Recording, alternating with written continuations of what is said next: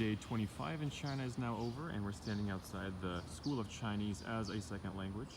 Now, this is where I study Chinese every morning, and I thought today would be a good day to give a tour of the campus. So outside of the building you see a lot of this, also a lot of this. So as you notice, you see a lot of these trees with painted bottoms. I like to call them communism trees because I've only seen them in communist or former communist countries like Russia, Ukraine, also Cuba, and now here in China. I guess these trees come with a system. Communist system, here's some communist trees for you. I really enjoy this canopy up here.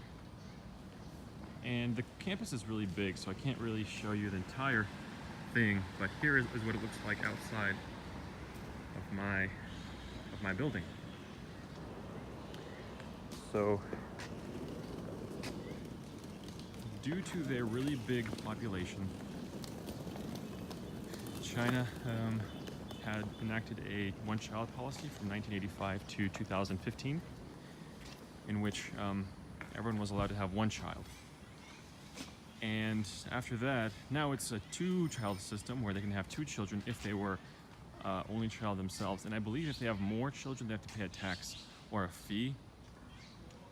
But as a result of this one-child policy that was enacted for, I guess, 35 years, life in China became very competitive because all the hopes and dreams of parents were pinned on one child. So things like university admissions became very tough.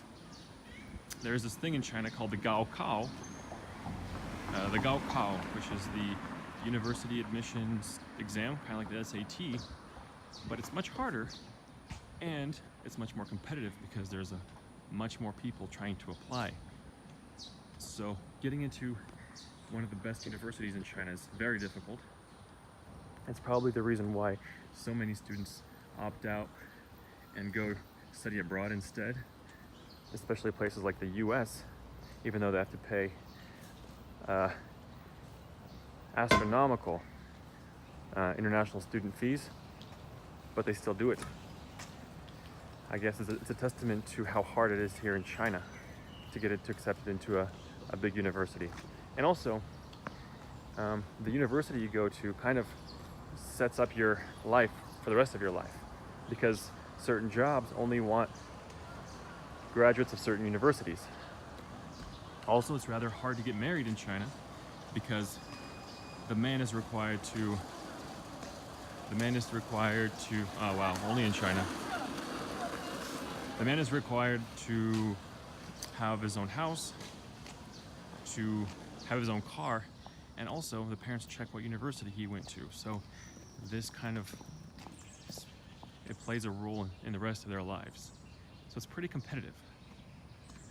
So things like that make me really grateful. I can be in the US and study there, where although it's still competitive, it's not as cutthroat and difficult. And we've come full circle. We're back where we started. Hope you enjoyed that, and I'll see you later. Bye.